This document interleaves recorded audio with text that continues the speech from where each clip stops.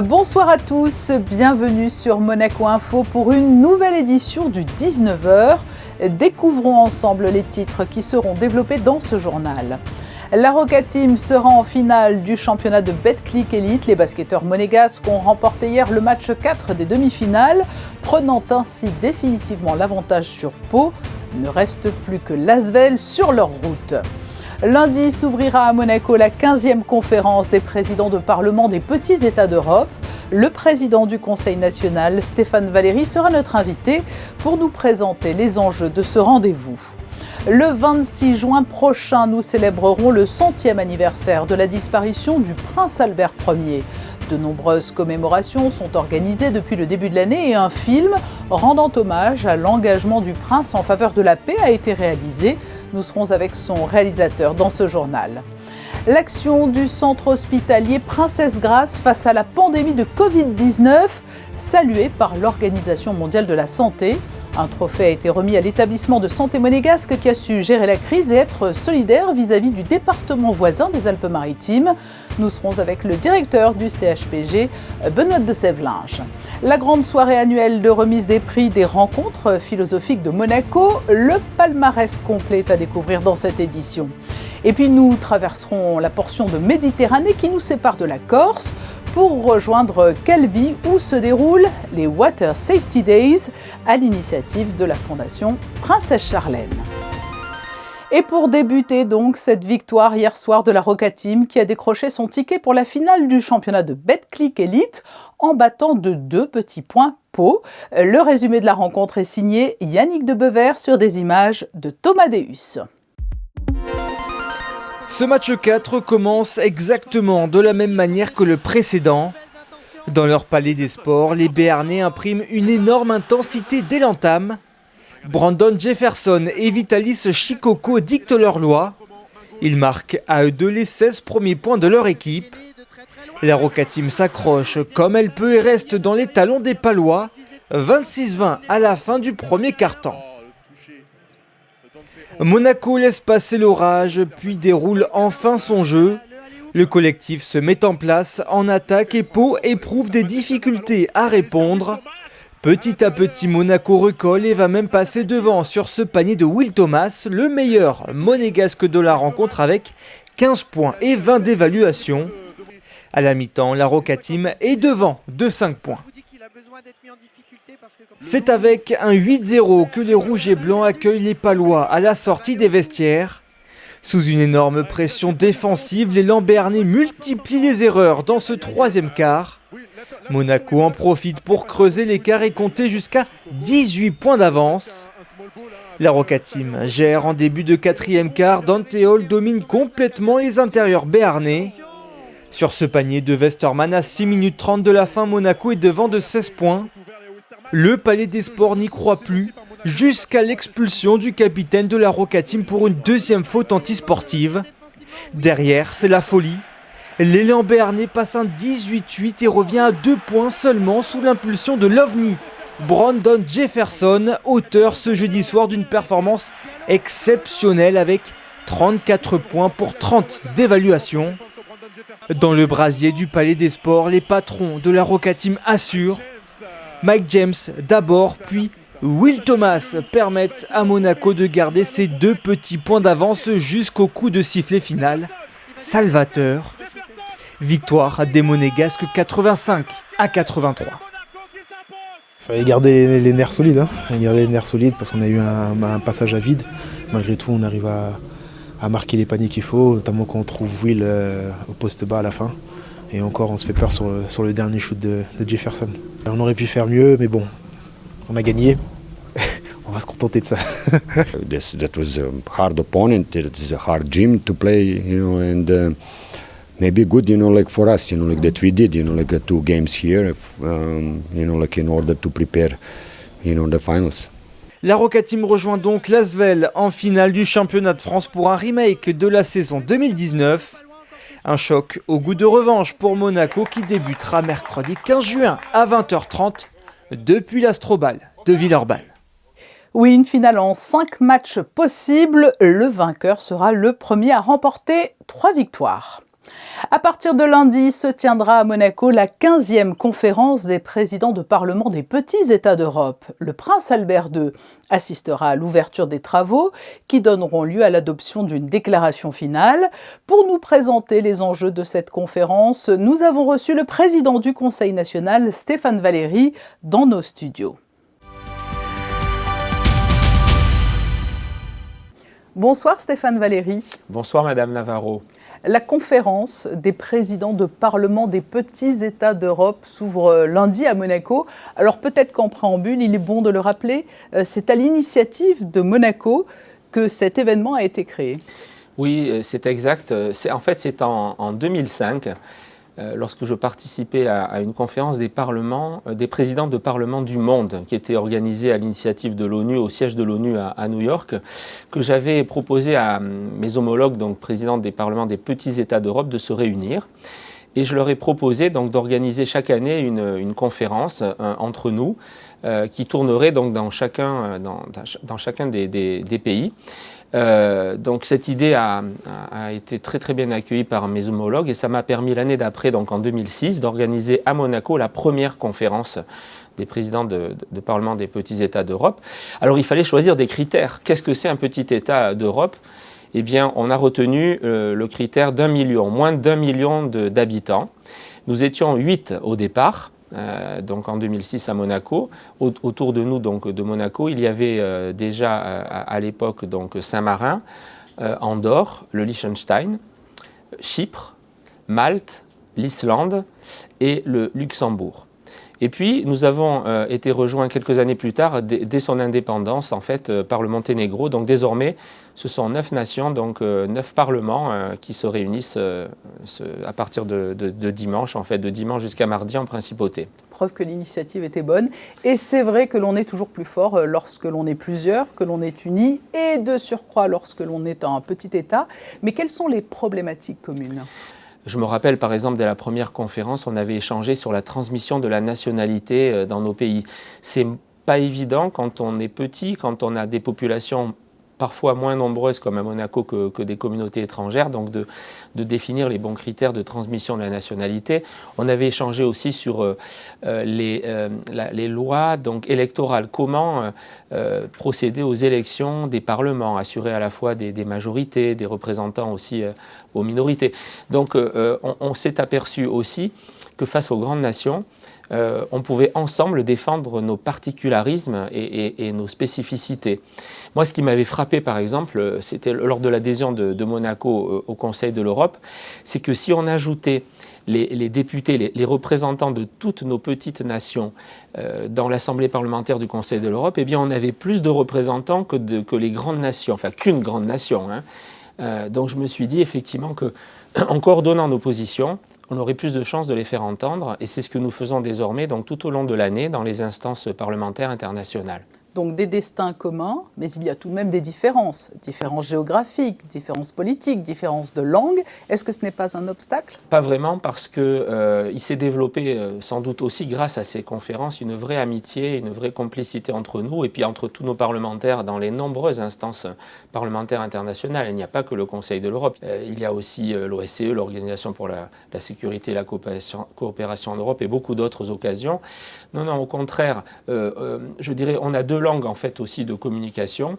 Alors on a parfois quelques problèmes avec nos amis monténégrins qui ne parlent que monténégrin, donc eux ont des interprètes, mais sinon les autres parlementaires ont soit le français, soit l'anglais en commun, donc on arrive parfaitement bien à s'entendre et à échanger. Et vous ne manquez pas d'idées puisque cette année, pour en venir à cette 15e conférence, vous prenez l'ouverture et vous allez notamment faire venir des chambres de commerce, des bureaux de tourisme. Oui, alors j'avais proposé déjà à Chypre lors d'une précédente conférence cette idée d'élargir la conférence au-delà donc des rencontres parlementaires à l'économie et au tourisme pour favoriser tout simplement le développement de nos relations économiques et touristiques. Cette initiative va être déjà cette année, j'en suis certain, un beau succès, puisque nous réunissons donc en parallèle à notre conférence les dirigeants des chambres de commerce, les dirigeants donc des directions du tourisme de ces nations, de toutes nos nations. Le but étant bien sûr de développer des relations économiques entre nos acteurs économiques.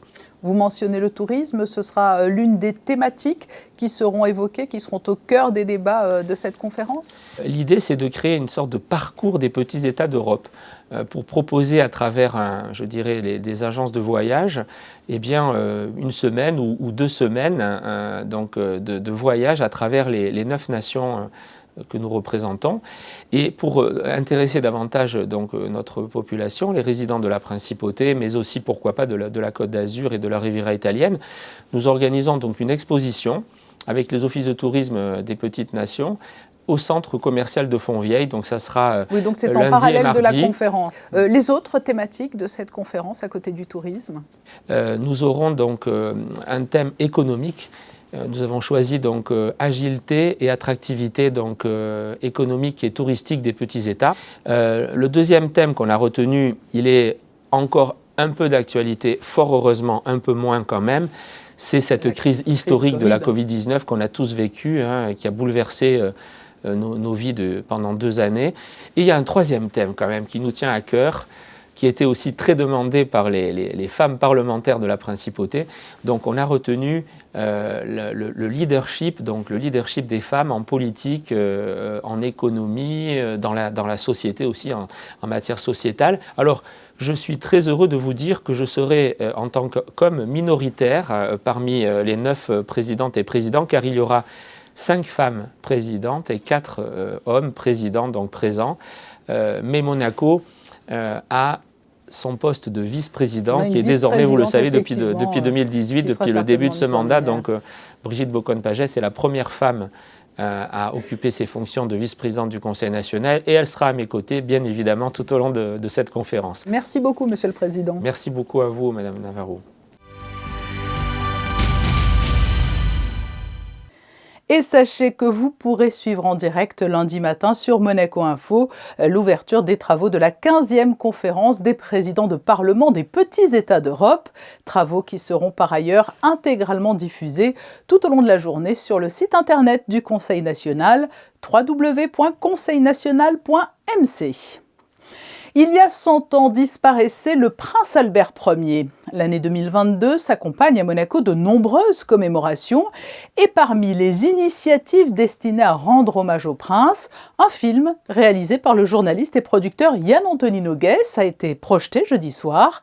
Le reportage de Christine Tomel et Alexandra Marangoni. Réalisé par Yann Antonino Guess, Un combat pour la paix retrace une partie de la vie du prince Albert Ier. Célèbre pour ses explorations, la personnalité du prince comptait bien d'autres facettes moins connues du grand public, comme celle de son engagement humaniste.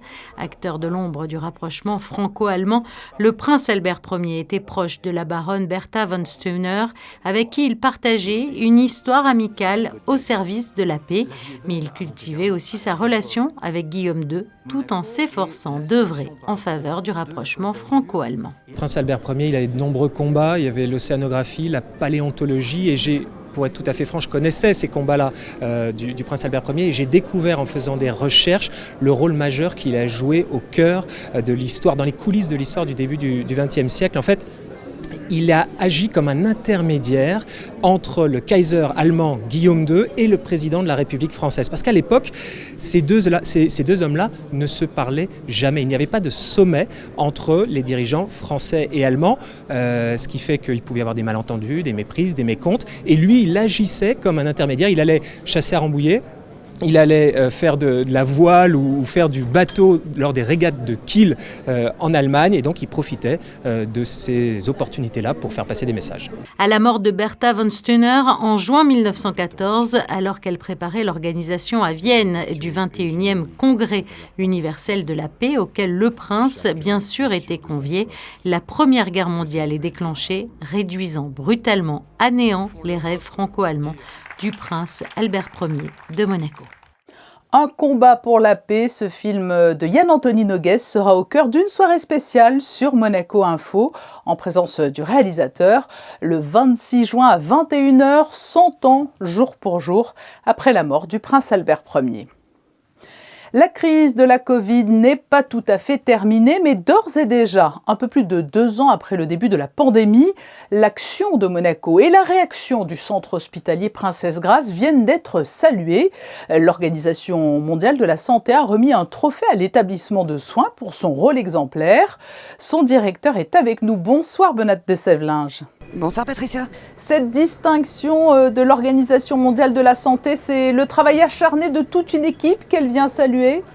De toute une équipe, et j'irai même plus loin, de toute une communauté, puisque ce trophée est remis symboliquement au directeur du CHPG que je suis, dans la mesure où effectivement l'hôpital a été un acteur incontournable pendant la crise, mais il revient à l'ensemble des professionnels, puisque cette crise a démontré aussi la capacité des professionnels de santé de Monaco à travailler ensemble avec une médecine de ville et une médecine hospitalière qui ont énormément communiqué et travaillé ensemble.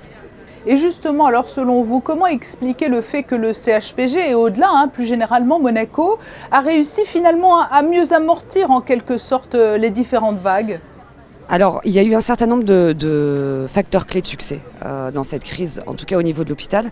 Le premier, c'est la compétence. En tant que directeur, j'ai été entourée de professionnels, qu'ils soient médicaux, paramédicaux ou administratifs, qui avaient une compétence très élevée, ce qui a permis de générer de la confiance.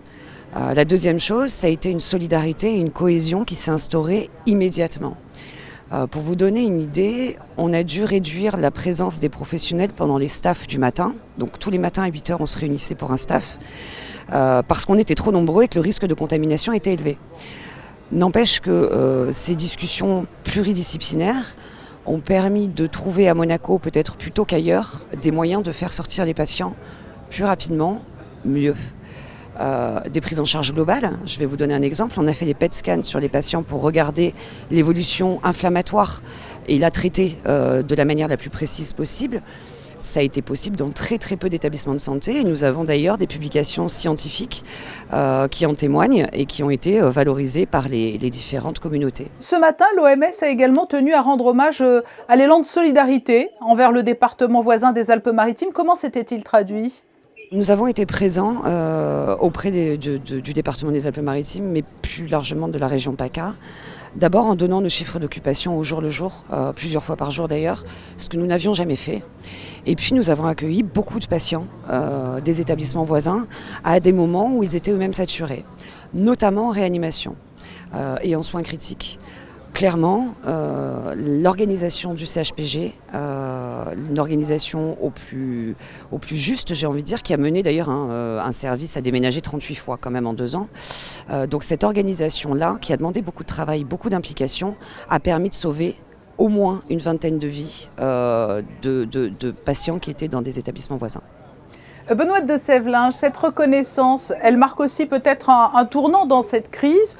Une page se tourne, mais vous restez vigilant parce qu'on annonce des chiffres de contamination qui repartent à la hausse. Mais les conséquences sont peut-être moins dramatiques qu'au départ sur certaines personnes vulnérables et sensibles. On reste extrêmement vigilant. Là, on voit une remontée des contaminations qui était clairement attendu, d'abord parce qu'il y a un relâchement des mesures sanitaires et puis on a eu les différents grands prix qui ont mené quand même à beaucoup de mouvements de personnes.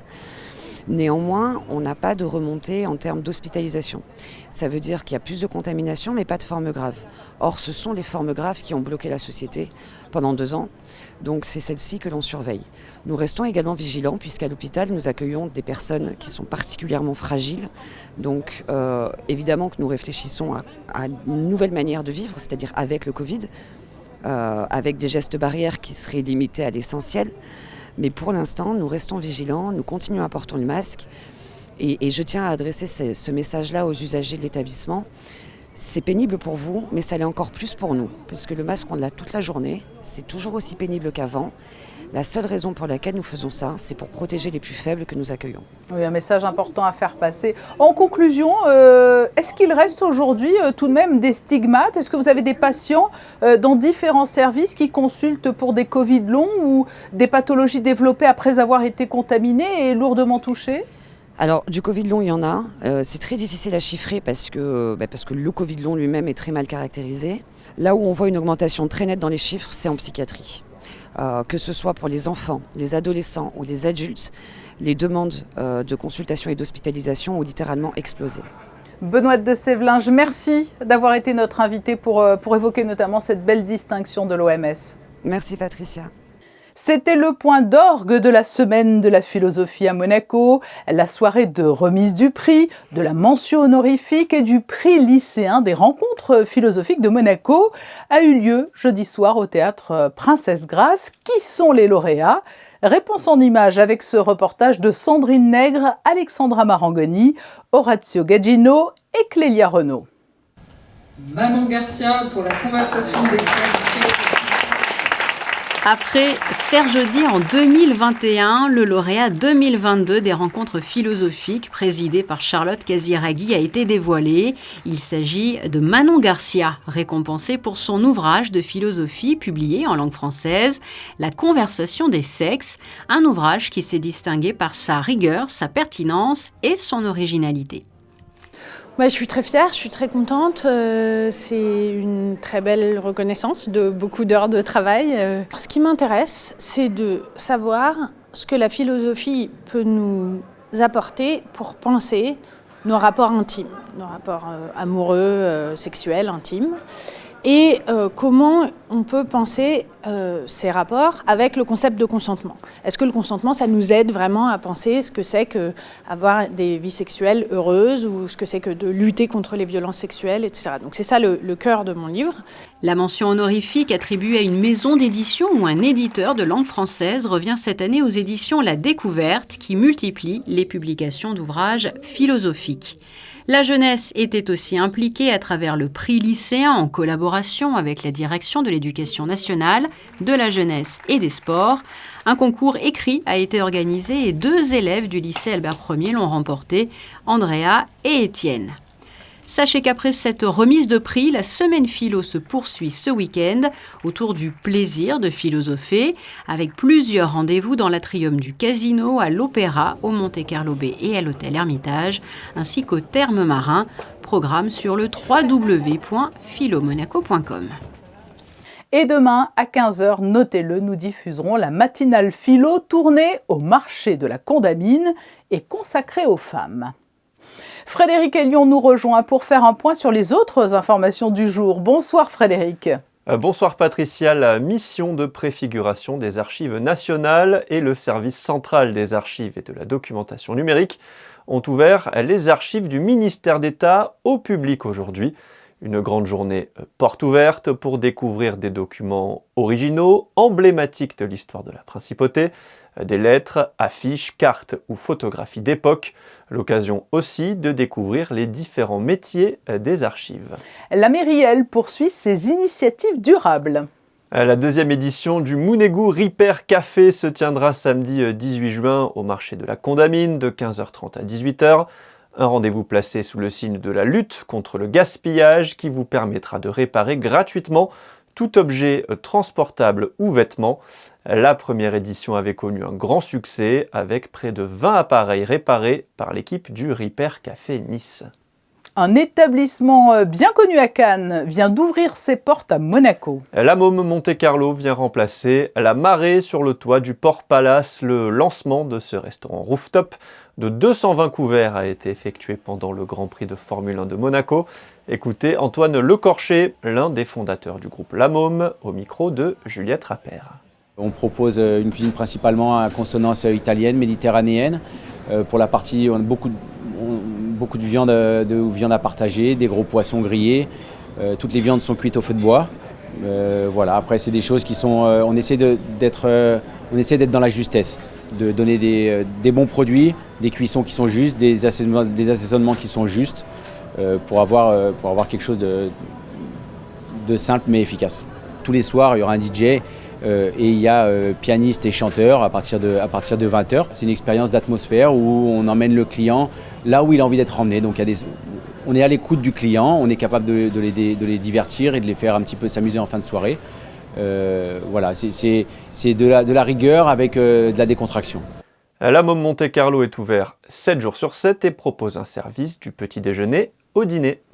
Pour les amateurs de bonnes affaires, un rendez-vous à ne pas manquer. L'association de quartier Le Rocher organise dimanche un vide-grenier sur la place de la Cathédrale de 8h à 18h.